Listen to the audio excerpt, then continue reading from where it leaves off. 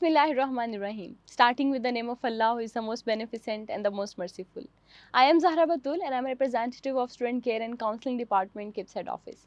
First of all, I would like to welcome you all on the behalf of KIPS preparations in today's webinar. And secondly, I would also like to thank you all that you guys have took time from your busy routine to be with us today in this live webinar. And inshallah, we will try to provide you a roadmap which could lead you to your success. जैसा कि आप सब जानते हैं कि kips पिछले 30 सालों से ना सिर्फ अपने नाम बल्कि क्वालिटी और म्यार को बरकरार रखे हुए हैं. So the main vision of KIPS is the nation development through quality education. हम हमेशा से इसी चीज़ पे काम करते आए हैं और इंशाल्लाह इसी को ही हम कंटिन्यू भी रखेंगे. सो आज के हमारे यहाँ पे आने का मकसद ये है कि हम आपके साथ करियर मेकिंग प्रोसेस को डिस्कस कर सकें and career making process which could lead you to your prosperous future. जैसा कि आप सब जानते हैं कि हमारे करियर में, हमारे गोल में, हमारे टारगेट में हमने कुछ भी जो है वो पर्पस, कोई गोल सेट किया हुआ हो सकता है. यानी डॉक्टर बनना हो सकता है, इंजीनियर बनना हो सकता है, लेकिन वहाँ तक पहुँचने के लिए, अपने उस ड्रीम को अचीव करने के लिए जो रास्ता है, जो पाथवे है, उसको मैप आउट करना और फिर उसके लिए रिक्वायरमेंट्स और एफर्ट्स पुट करना, इंशाल्लाह ये तमाम चीज़ें आज हम आपको बताएंगे. और हमारी कोशिश होगी कि आज के इस वेबिनार के आगाज़ से लेकर इख्तिताम तक आपके जहन में जो भी क्वेश्चंस हैं, जो भी क्यूरीज हैं, हम आपको उनके आंसर्स प्रोवाइड कर सकें through this webinar and through the platform of KIPS.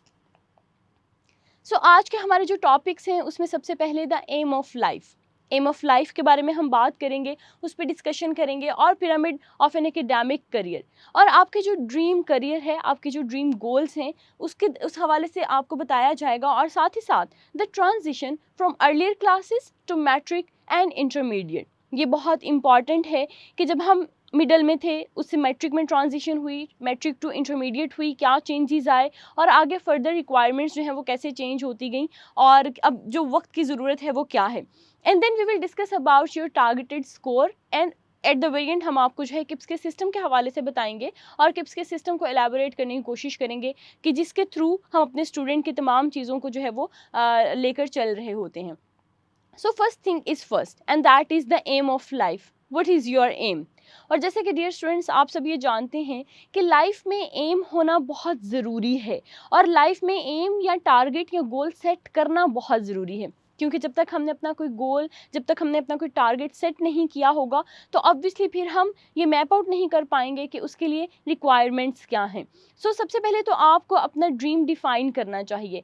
सो जब आप अपना ड्रीम डिफ़ाइन कर लें, फिर चाहे वो कुछ भी हो, आया कि वो डॉक्टर बनना है, वो इंजीनियर बनना है, वो कंप्यूटर साइंटिस्ट बनना है, या लाइफ में किसी भी फील्ड को ज्वाइन करना हो सकता है, but first of all you must have to define that aim, you must have to define that target and goal.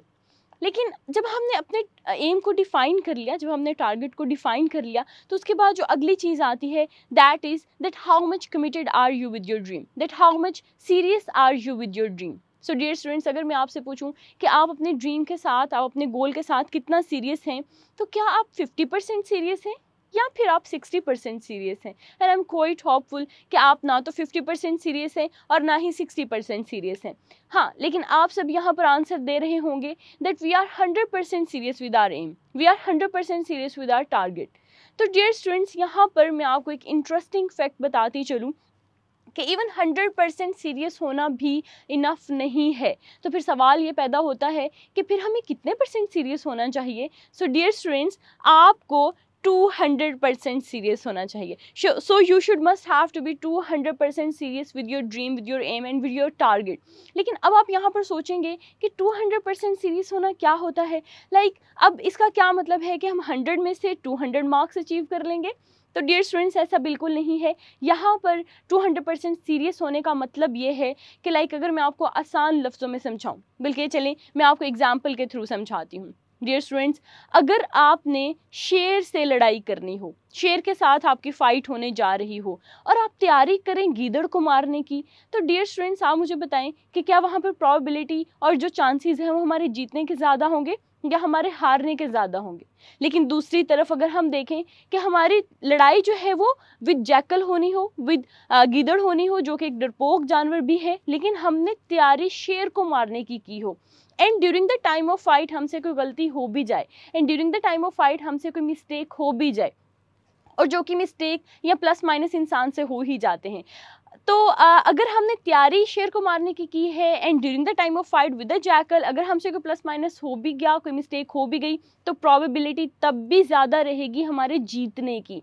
So dear students, यहाँ पर हम आपको यही बताना चाहते हैं, यहाँ पर हमारा मकसद यही है कि शायद सिर्फ 100% सीरियस होना भी इनफ नहीं है, आपको 200% की तैयारी करना होगी, सो दैट कि अगर during the time of exam, during paper, during that situation हमसे कोई प्लस माइनस हो भी जाए, हमसे कोई गलती, कोई मिस्टेक हो भी जाए, तब भी चांसेस हमारे जीतने के ज़्यादा रहें।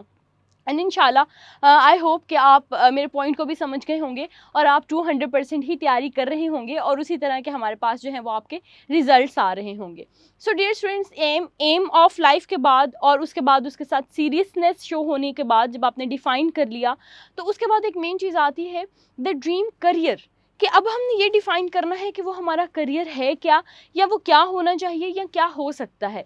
सो आपके पास ऑब्वियसली बहुत सारे ऑप्शंस मौजूद हैं, जिसमें आपके पास मेडिकल का ऑप्शन है, इंजीनियरिंग है, आईटी है, सीएस है, और इसी तरह से आपके पास बिजनेस एंड फाइनेंस, और इसके साथ साथ बल्कि और भी आपके पास बहुत सारे ऑप्शन जो हैं वो मौजूद हैं।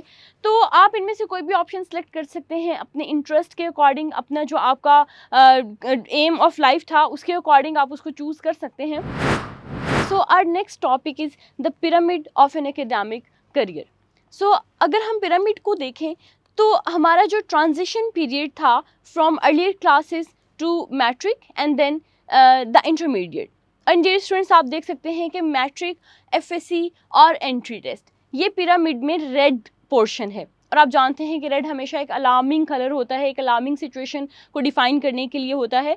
तो एग्जैक्टली इसीलिए ही यहाँ पर हमने भी इसको रेड किया है, क्योंकि मैट्रिक, एफएससी और एंट्री टेस्ट आपके एकेडमिक करियर के वो पार्ट हैं जो कि वाकई क्रिटिकल सिचुएशन है, जो कि वाकई एक इमरजेंसी काइंड ऑफ सिचुएशन है। यानी अब आपको बहुत ज़्यादा जो है वो एक तो चेंजेस का सामना करना पड़ेगा, और दूसरा साथ ही साथ आपको जो है वो बहुत ज़्यादा एफर्ट्स पुट करना होगी। सो जो हमारा मिडिल तक का टाइम था, जो हमारा मिडिल तक का एक स्कूल गोइंग जो हमारा फेज़ था, उसमें क्या चीज़ें थी और अब क्या क्या चेंजेस हैं, इंशाल्लाह अभी मैं आपको इसके हवाले से भी बताऊंगी।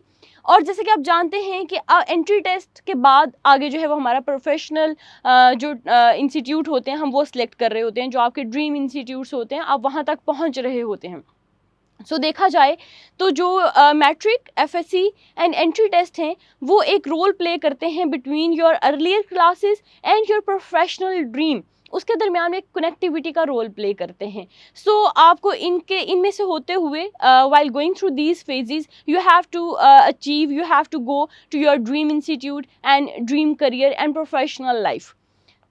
तो अगर इसके डिफरेंस की हम बात करें, the difference between matric and earlier classes, तो डियर स्टूडेंट्स आप सब जानते हैं कि हमारे पास जो हमारी मिडिल तक की क्लासेस थी वहाँ का जो सिलेबस था वो एक बहुत ही जर्नल सिलेबस था। स्पेशली अगर हम साइंस की बात कर लें तो हमारे पास साइंस की एक ही जो है वो एक सब्जेक्ट होता था, एक बुक होती थी।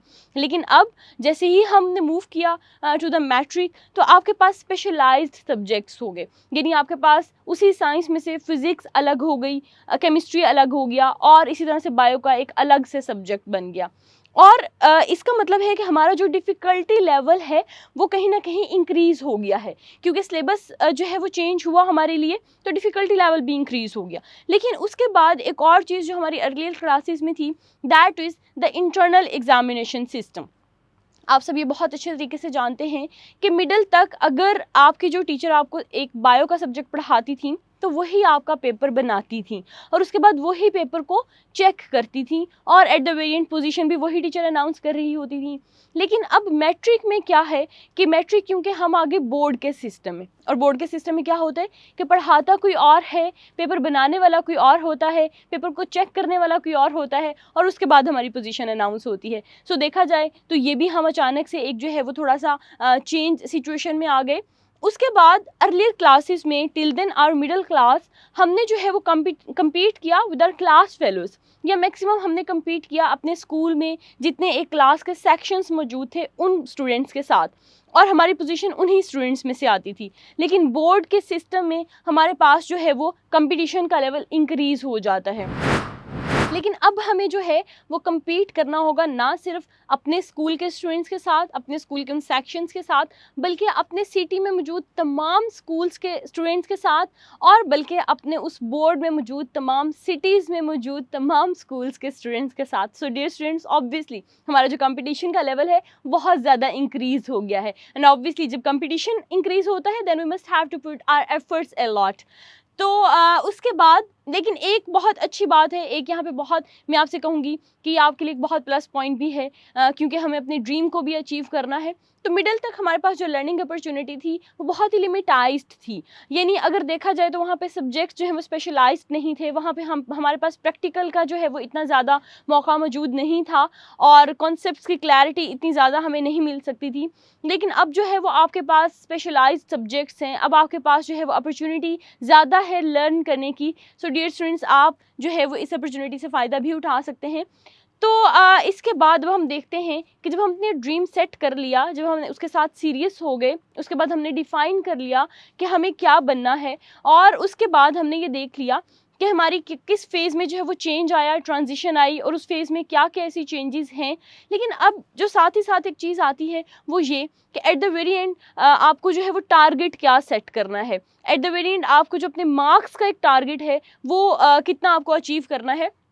सो डियर स्टूडेंट्स, आपका जो फर्स्ट टारगेट होना चाहिए, जितने आपके पास सब्जेक्ट्स मौजूद हैं, physics, chemistry, bio, English, computer, पाक स्टडीज़, इस्लामियात, इन तमाम सब्जेक्ट्स में से आपका जो फर्स्ट टारगेट होना चाहिए वो यही होना चाहिए कि आप पूरे पूरे मार्क्स अचीव कर रहे हों। लाइक फिजिक्स, केमिस्ट्री, बायो में से आपके 60 में से 60 मार्क्स आ रहे हों, मैथमेटिक्स एंड इंग्लिश में 75 में से 75 मार्क्स अचीव करना ही हमारा टारगेट होना चाहिए। और उसके बाद इसी तरह से हमारे पास जो पाक स्टडीज़ और इस्लामियात हैं उनमें से भी पूरे मार्क्स लेना ही हमारा जो है वो टारगेट होना चाहिए। क्योंकि जैसा कि मैंने आपको पहले समझाया कि हमने जो है वो शेर को मारने की तैयारी की हुई है, तो इसलिए हम अपना टारगेट भी हाई ही सेट करेंगे। आपने कभी भी ये नहीं सोचना कि अपना टारगेट में पहले ही अपना जो फर्स्ट टारगेट है वो कुछ मार्क्स का मार्जिन सेट कर लूँ, नहीं। तो इसी तरह से आपके जो टोटल मार्क्स हैं उनका सबसे फर्स्ट टारगेट आपका जो होगा वो ऑब्वियसली 1100 में से 1100 मार्क्स को सिक्योर करना ही है। डियर स्टूडेंट्स, आप कभी भी अपना टारगेट ऐसे मत रखें कि 1100 में से 1050 या 1060, जबकि फर्स्ट टारगेट ये नहीं होना चाहिए है। क्योंकि मैंने कहा इंसान है हम, और इंसानों से गलती हो ही जाती है, प्लस माइनस हो ही जाता है, कोई ना कोई मिस्टेक हो जाती है। तो हमने अगर ऑलरेडी टारगेट 1050 सेट किया हुआ और हमसे मिस्टेक भी होगी तो ऑब्वियसली चांसेस हैं कि मार्क्स 1050 से भी डाउन चले जाएं। सो इसीलिए you must have to set your first target at 1100। इसी तरह से आपका जो सेकेंड टारगेट है, फॉर एग्जाम्पल आप सोचते हैं कि कहीं ना कहीं किसी सब्जेक्ट में आपको मार्जिन ढूंढना ही है, हो सकता है कि कहीं ना कहीं जो है वो आपको मिस्टेक आपसे इस तरह से हो जाए। तो डियर स्टूडेंट्स, यहाँ पे आपके पास जिन सब्जेक्ट्स में मार्जिन मौजूद है वो सब्जेक्ट्स आपके हो सकते हैं, जैसा कि यहाँ पे उर्दू का सब्जेक्ट हो सकता है, जैसा कि आपके पास इंग्लिश का सब्जेक्ट हो सकता है। लेकिन साइंटिफिक सब्जेक्ट्स जो हैं फिजिक्स, केमिस्ट्री, बायो, उनमें आपको पूरे मार्क्स ही अचीव करने हैं, 60 में से 60। अब अपना जो मार्जिन का लेवल है वो इंग्लिश या उर्दू, इन दो सब्जेक्ट्स में से रख लें। और इसी तरह से जो आपके पास लेकिन जो पाक स्टडीज़ और इस्लामियात हैं उनमें आपके पास पूरे पूरे मार्क्स ही टारगेट आपका होना चाहिए, क्योंकि 50 मार्क्स हैं और ये वो बुक्स हैं जो हम बहुत अर्ली क्लासेस से ही पढ़ते हुए आ रहे होते हैं। तो इसी तरह से आप अपना टारगेट मैक्सिमम 1090, 1076 एंड 1060, 1060 से कम टारगेट जो है वो आपने सेट नहीं करना। लेकिन मैं यहाँ पे दोबारा रिपीट कर दूँ that you must have to set your target at 1100 इंशाल्लाह, और ये हम नंबर अचीव भी कर रहे होंगे। सो अब हमारे पास जो टॉपिक है that is the transition from matric to inter. So dear students, जैसे हमने देखा the transition from earlier classes to matric, इसी तरह से मैट्रिक टू इंटर ट्रांजिशन भी जो है वहाँ पे भी कुछ चेंजेस होती हैं। सो सबसे पहला चेंज कि जी आपका सिलेबस इंक्रीज़ हो जाता है, आपके पास जो डिफ़िकल्टी लेवल है वो इंक्रीज़ हो जाता है। लेकिन जो यहाँ पर बहुत इम्पॉर्टेंट पॉइंट है वो ये कि आपके पास मैट्रिक में टाइम ड्यूरेशन होता है अप्रॉक्सीमेटली 24 मंथ्स, जबकि दूसरी तरफ आपके पास इंटर में टाइम ड्यूरेशन होता है 21 मंथ्स। सो डियर स्टूडेंट्स, आपने देखा कि यहाँ पर आपके पास इवन टाइम डिक्रीज़ हो गया। सिलेबस का ज़्यादा होना, डिफ़िकल्टी लेवल इंक्रीज़ होना, ये अंडरस्टूड बात है कि ज़ाहिर सी बात है अगर मैट्रिक में हमारे पास फिज़िक्स केमिस्ट्री बायो थी तो अब इंटर की जो हमारे पास फिज़िक्स केमिस्ट्री बायो है वो ज़्यादा इलेबोरेटेड होगी देन मैट्रिक। इसी तरह से वो ज़्यादा उसमें एक्सप्लेनेशन मौजूद होगी जितनी हमारी मैट्रिक में थी, ज़्यादा कॉन्सेप्चुअल स्टडी हो रही होगी। लेकिन मेन पर्पस जो हमारा है, जो हमारा मेन प्रॉब्लम है दैट इज़ कि हमारा टाइम रिड्यूस हो गया इन इंटरमीडिएट क्लास। इसी तरह से डियर स्टूडेंट्स, मैट्रिक में आपको जो है वो बहुत ज़्यादा कंपटीशन का सामना नहीं करना पड़ता, आपको जो है वो एडमिशन लेने के लिए बहुत ज़्यादा मुश्किलात नहीं होती, आपका एडमिशन लेने के लिए मेरिट बहुत हाई नहीं होता। लेकिन इंटरमीडिएट में दूसरी तरफ देखा जाए तो क्योंकि आपको अपने ड्रीम इंस्टीट्यूट में एडमिशन लेना होता है और ड्रीम इंस्टीट्यूट का एंट्री टेस्ट क्लियर करना होता है, जिसके लिए हमारे कॉन्सेप्ट्स का बिल्ड होना बहुत ज़रूरी होता है और हमें जो है वो बहुत सारे स्टूडेंट्स के साथ कम्पीट करना पड़ता है, उसका मेरिट हाई सेट होता है। सो डियर स्टूडेंट्स, यहाँ पर भी अगर देखा जाए तो इसका मतलब है कि एडमिशन लेना भी इंटरमीडिएट में हमारे लिए ज़्यादा प्रॉब्लमेटिक होता है अपने ड्रीम इंस्टीट्यूट में then when we were in our matric. इसी तरह से मैट्रिक में आपकी जो मेरिट कैलकुलेशन होती है उस पर उसकी वेटेज कम होती है, लेकिन इंटर में हमारे पास जो वेटेज होती है इन मेरिट कैलकुलेशन वो इंक्रीज़ हो जाती है। सो डिफ़िकल्टी लेवल इंक्रीज़ हो गया इंटरमीडिएट में, हमारे पास सिलेबस इंक्रीज़ हो गया, हमारा कंपटीशन जो है वो ज़्यादा इंक्रीज़ हो गया, हमारा एडमिशन लेने के लिए हमें एंट्री टेस्ट को पास करना होगा और इसी तरह से हमारी जो मेरिट कैलकुलेशन में वेटेज है मार्क्स की वो इंक्रीज़ होगी। सो डियर स्टूडेंट्स, ये तमाम चेंजेस आती हैं during the time of transition from matric to inter. So जैसे हमने मैट्रिक के अपने टारगेटेड मार्क्स पे बात की, इसी तरह से अब अगर हम देखें हमारे इंटरमीडिएट के जो टारगेटेड मार्क्स हैं उसमें भी हमें अपना पहला टारगेट 1100 में से 1100 मार्क्स ही सेट करना है। साइंटिफिक सब्जेक्ट्स में हमें जो है वो 85 में से 85 स्कोर करना, इसी तरह से इंग्लिश, उर्दू और इस्लामियात, इनमें से भी पूरे मार्क्स अचीव करना और इसी तरह से जो है वो हमें अपने जो टारगेट सेकंड टारगेट और जो हमने अपना थर्ड टारगेट रखना है हम उसमें अपने मार्क्स में थोड़ा सा मार्जिन रख सकते हैं। वहाँ पे भी हम आपको रिकमेंड ये करते हैं कि अपने साइंटिफिक सब्जेक्ट्स में मार्क्स का मार्जिन मत रखें, लेकिन आपके पास जो उर्दू और इंग्लिश है यहाँ पे आप जो है वो मार्क्स का थोड़ा सा मार्जिन रख लें। लेकिन उसके बावजूद भी आपके मार्क्स, टोटल जो मार्क्स हैं 1070 और 1040, इससे कम नहीं होने चाहिए। सो इट मीन्स दैट कि हमारा जो थर्ड टारगेट है वो 1040 से कम मार्क्स का बिल्कुल भी नहीं होना चाहिए। और अगेन हमारा फर्स्ट टारगेट 1100 में से 1100 अचीव करना है और इंशाल्लाह हम इसके लिए भरपूर कोशिश करेंगे, अपनी एफर्ट्स पुट करेंगे, जितनी हमारी फिजिकल एनर्जी है, जितनी हमारी मेंटल एनर्जी है, जितना 100% आउटपुट इनपुट हम इसमें एफर्ट जो है वो पुट कर सकते हैं, हम वो लाजमी कर रहे होंगे सो दैट कि हम अचीव कर सकें अपने ड्रीम को और हम पहुँच सकें अपने ड्रीम इंस्टीट्यूट तक। KIPS Evening Coaching Journey to Brilliance begins here. Explore Matric and Inter Board 2020 Toppers Reviews. KIPS Evening Coaching में डेली बेसिस पर ऑर्गेनाइज स्केड्यूल के अकॉर्डिंग क्लासेस कंडक्ट होती हैं।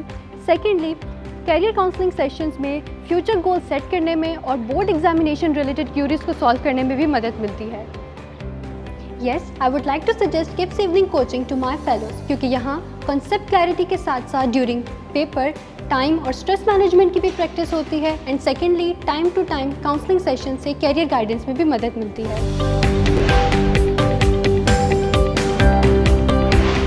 डेफिनेटली सिस्टम ने अपना बहुत अच्छा रोल प्ले किया है। टेस्ट डिस्कशन से, टीचिंग मेथडोलॉजी से, रेक्टिफिकेशन से, पेरेंट टीचर मीटिंग्स से, वो मिस्टेक्स जो हमने टेस्ट नंबर 1 में की थी हम उनको टेस्ट नंबर 2 या 3 में रिपीट ना करें। इस सारे में, इस सब को रेक्टिफाई करने में, सॉल्व करने में इसमें बहुत ज़्यादा हेल्प की है सिस्टम ने। आपको एक सही प्लेटफॉर्म पे अगर आपने वर्क करना है, एक चीज़ आपने अचीव करनी है तो उसके लिए आपको जो चीज़ रिक्वायर्ड होगी वो KIPS आपको प्रोवाइड करेगा, इस शर्त पे कि आप ख़ुद भी अपना हार्ड वर्क करें। सबसे पहले तो KIPS टीचिंग मेथडोलॉजी की टीचर्स बहुत अच्छे हैं, वो बहुत अच्छा पढ़ाते हैं, डिलीवर करते हैं लेक्चर्स पूरी एनर्जी के साथ डिलीवर करते हैं। सेकंड नंबर पे द टेस्ट सिस्टम यहाँ का बहुत अच्छा है, एक डायरेक्टेड पाथ हमें दे देता है कि उसी पाथ में हम अपनी एनर्जीज़ लगाएं, उसी पे सारा फोकस रखें और कहीं अपनी एनर्जीज़ वेस्ट ना करें। And third, the motivational lectures and student care and counselling department. KIPS Evening Coaching Journey to Brilliance begins here. So now comes the significance of matric and inter. And dear students, as you know very well कि matric और inter role play करता है as a turning point और as a building blocks के तौर पे for your career, क्योंकि यही वो टाइम पीरियड है, यही वो फेज़ है जिसके बाद आप अपने ड्रीम इंस्टीट्यूट में अपनी प्लेसमेंट को सिक्योर करवाते हैं। लेकिन उसके लिए obviously you must have to do your conceptual studies so that कि आप अपने ड्रीम इंस्टीट्यूट्स में पहुंच सकें। सो अब हम किप्स के सिस्टम के हवाले से आपको बताएंगे। तो किप्स के सिस्टम में सबसे पहले हमारे पास टेस्ट मौजूद हैं, फिर हम टीचिंग मेथोडोलॉजी की बात करेंगे और उसके बाद हम आपको डिफरेंट जो हमारी सक्सेस प्रैक्टिसेस हैं उसके हवाले से इंफॉर्मेशन प्रोवाइड कर रहे होंगे। सो अगर सबसे पहले टेस्ट को देखें तो टेस्ट में जो सबसे इंपॉर्टेंट चीज़ है वो ये कि टेस्ट अपने स्केड्यूल के अकॉर्डिंग कंडक्ट होते हैं और टेस्ट में हमारे यहाँ बहुत स्ट्रिक्ट इन्विजिलेशन प्रोवाइड की जा रही होती है सो दैट के स्टूडेंट्स को चीटिंग से जो है वो बचाया जा सके और स्टूडेंट अपनी एफर्ट की बेस पे टेस्ट को अटेम्प्ट करे, ताकि वो बाद में अपने आप को ट्रूली एनालाइज कर सके कि उसको कौन सा कॉन्सेप्ट लैक कर रहा है, उसका कौन सा एरिया टू बी इम्प्रूव्ड है और वो बाद में उसको रेक्टिफाई कर सके। इसी तरह से इवन ड्यूरिंग द टेस्ट भी काउंसलिंग प्रोवाइड की जा रही होती है, यानी ड्यूरिंग द टेस्ट भी देखा जा रहा होता है कि बच्चा अपना पेपर किस तरह से अटैम्प्ट कर रहा है और जो भी उसमें मिस्टेक्स हों वो उसको वहाँ पर भी गाइड करने की कोशिश की जाती है और उसको नोट डाउन कर लिया जाता है सो दैट के बाद में उसको उसके अकॉर्डिंगली काउंसिल किया जा सके। साथ ही साथ जो टेस्ट की चेकिंग है वो हमारी पूरी कोशिश होती है कि क्वालिटी चेकिंग प्रोवाइड की जाए ताकि स्टूडेंट की हर छोटी से छोटी मिस्टेक भी उसको बताई जाए, ताकि जितना हो सके एक स्टूडेंट के लिए उसके पेपर में से वो मिस्टेक्स रेक्टिफाई हो जाएं। और टेस्ट के चेक होने के बाद इवन जो काउंसलर्स हैं हमारे वो पेपर्स को सुपर चेक भी करते हैं, यानी ना हमारा मकसद ना सिर्फ ये कि बच्चे को ये बताया जाए कि कंटेंट कौन सा लिखना है और कौन सा कंटेंट उसे याद करना है, बल्कि उसको ये सिखाना भी है कि वो कंटेंट उसने पेपर पर किस तरह से लिखना है, किप्स के क्या क्या पैरामीटर्स हैं जिसको स्टूडेंट ने फॉलो करना है, जिसके बाद वो अपने फुली मार्क्स को जो है वो सिक्योर कर रहा हो। टेस्ट के चेक होने के बाद टेस्ट को टाइमली स्टूडेंट्स को रिटर्न किया जाता है और इसी तरह से स्टूडेंट्स को डिस्कशन के लिए प्लेटफॉर्म प्रोवाइड किया जाता है, यानी टेस्ट के बाद स्टूडेंट जो है वो अब खुद को एनालाइज कर सकता है कि उसने कौन कौन सी मिस्टेक्स की हैं और उसके बाद उसको मौका दिया जाता है कि वो अपने टीचर के साथ डिस्कशन कर सके, क्रॉस क्वेश्चनिंग कर सके, उन क्वेश्चंस के आंसर जो उसके रॉन्ग हुए हैं उनको समझ सके कि वो क्यों गलत हैं और वो उसको हेल्प करता है रेक्टिफिकेशन में। इसी तरह से जो हमारा टीचिंग मेथोडोलॉजी है, जो हमारी टीचिंग का एक पूरा सिस्टम है, उसमें अगर आप देखें तो सबसे पहले हमारे पास लेक्चर्स हैं। टीचर अपना लेक्चर देने के बाद अगले दिन क्लास में उसका फॉलो अप लेता है, अगले दिन वो स्टूडेंट से आके क्वेश्चनिंग करता है, उनसे सुनता है सो दैट कि देखा जा सके कि आया कि बच्चे ने कल लेक्चर अटेंटिवली सुना था और घर जाके उसको याद किया, प्रिपेयर किया या नहीं किया। और इसी तरह से उसके बाद स्टूडेंट्स की मेकअप क्लासेस रखी जा रही होती हैं और स्टूडेंट्स की रिमीडियल क्लासेस जो हैं वो अरेंज करवाई जाती हैं। साथ ही साथ स्टूडेंट्स को स्पोर्ट डेस्क भी प्रोवाइड किया जाता है और स्टूडेंट्स को हैंड राइटिंग क्लासेस भी प्रोवाइड की जाती हैं, क्योंकि बहुत सारे स्टूडेंट्स की इवन उर्दू या इंग्लिश की राइटिंग इतनी अच्छी नहीं होती, तो हमारी कोशिश होती है कि उनको हैंड राइटिंग क्लासेस भी प्रोवाइड की जाएं सो दैट कि हर चीज़ पर हर बेसिक लेवल पे जाके भी काम किया जा रहा हो और अपने स्टूडेंट्स को हम जितना परफेक्ट बना सकें हम उतना ही हम कोशिश कर रहे होते हैं। सो इस तरह से हमारी डिफरेंट सक्सेस प्रैक्टिसेस हैं जिसमें आपके सामने बहुत सारी like right information on the right time, awareness है, क्वालिटी एश्योरेंस है, periodic analysis, student care and counselling का पूरा सेशन होता है, स्टूडेंट्स के साथ काउंसलिंग के सेशंस किए जाते हैं, उनको तमाम चीज़ों के हवाले से डिस्कशन की जाती हैं, करियर ओरिएंटेशन बताई जाती हैं और डिसिप्लिन के हवाले से जो है वो गाइड किया जा रहा होता है। डियर स्टूडेंट्स, अब आपके साथ में किप सक्सेस फार्मूला शेयर करूंगी और KIPS success formula is knowledge plus skills multiply by your attitude, यानी अगर आपके पास नॉलेज भी पूरा है, यानी इन्फॉर्मेशन, कॉन्सेप्ट, हर चीज़ आपकी जो है वो कंटेंट वाइज आपको आती हो और साथ ही साथ आपकी स्किल्स भी पूरी हों, यानी आपकी स्पीड अच्छी हो, आपकी हैंड राइटिंग अच्छी हो, आपकी प्रेजेंटेशन स्किल्स अच्छी हों, आपकी स्ट्रेस मैनेजमेंट अच्छी हो, अगर आपके पास ये तमाम चीज़ें मौजूद भी हों, यानी चले हम वैल्यू में बात कर लेते हैं कि अगर हम सक्सेस की वैल्यू 50 रख लें, स्किल्स की वैल्यू नॉलेज की वैल्यू 50 रख लें, स्किल्स की वैल्यू भी 50 रख लें, लेकिन अगर आपका एटीट्यूड पॉजिटिव नहीं है, अगर आपका एटीट्यूड की वैल्यू जो है वो ज़ीरो हो जाए, तो डियर स्टूडेंट्स आप ये बहुत अच्छे तरीके से जानते हैं कि इवन नॉलेज और स्किल्स भी फिर हमारी ज़ीरो हो जाएंगी लेकिन अगर हमारा एटीट्यूड पॉजिटिव हो, इवन अगर उसकी वैल्यू सिर्फ 1 भी हो, तो हमारा नॉलेज और स्किल्स जो हैं वो बहुत बेटर तरीके से हमें रिजल्ट प्रोवाइड करेंगी।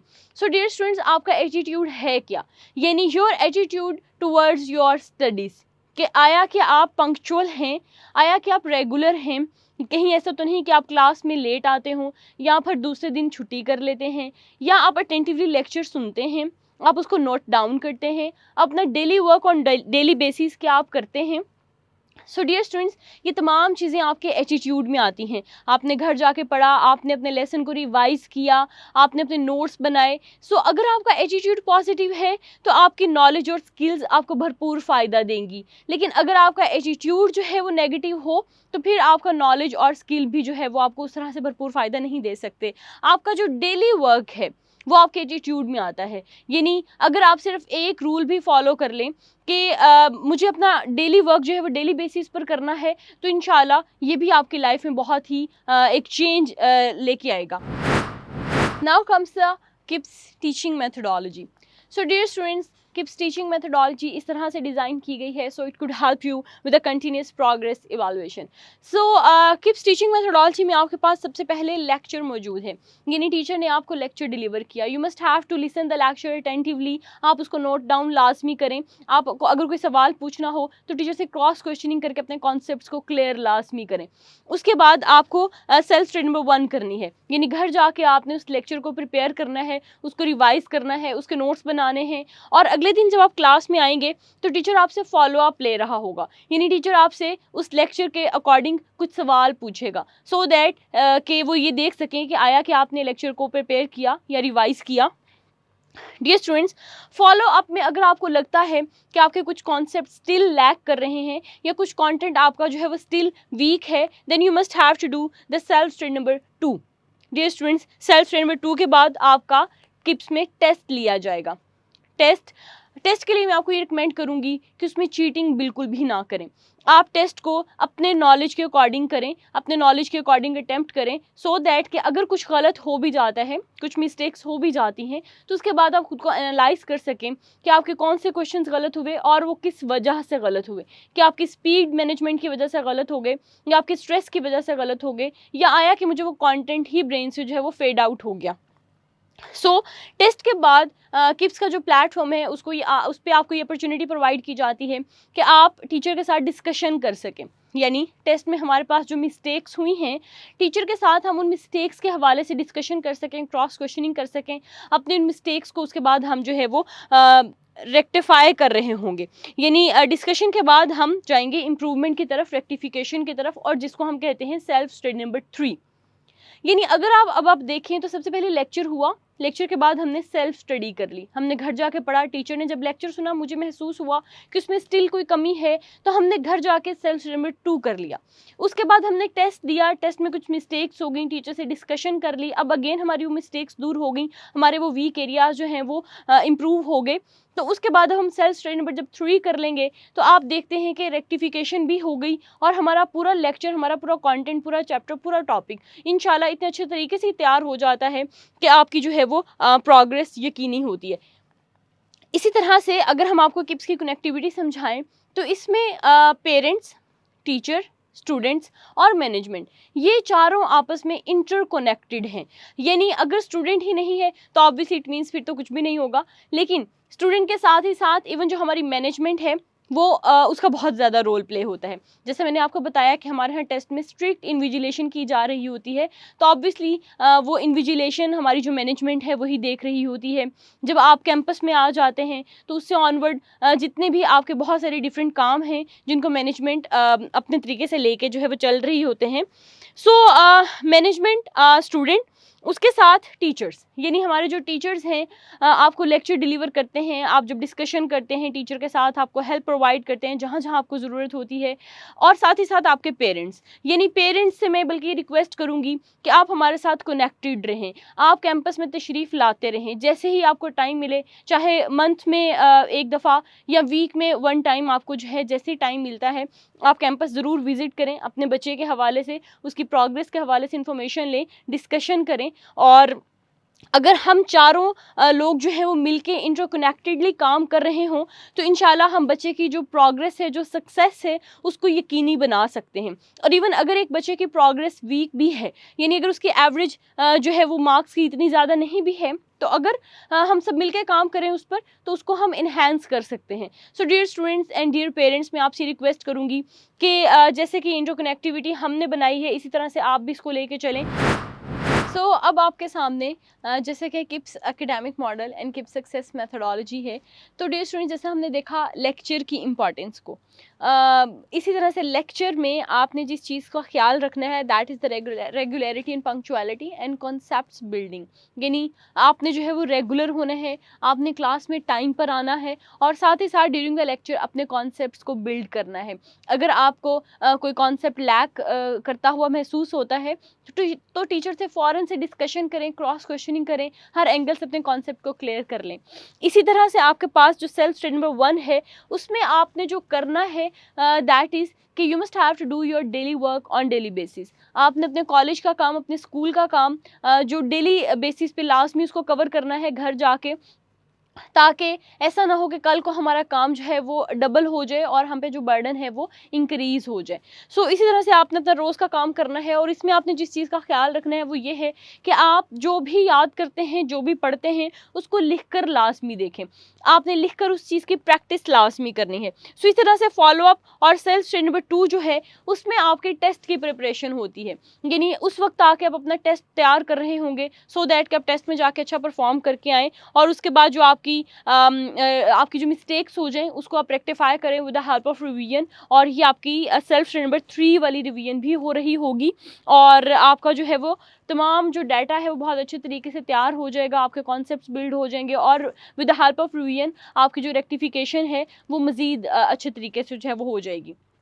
सो डियर स्टूडेंट्स, जैसा कि आपके सामने यहाँ पर किप्स पब्लिकेशंस मौजूद हैं।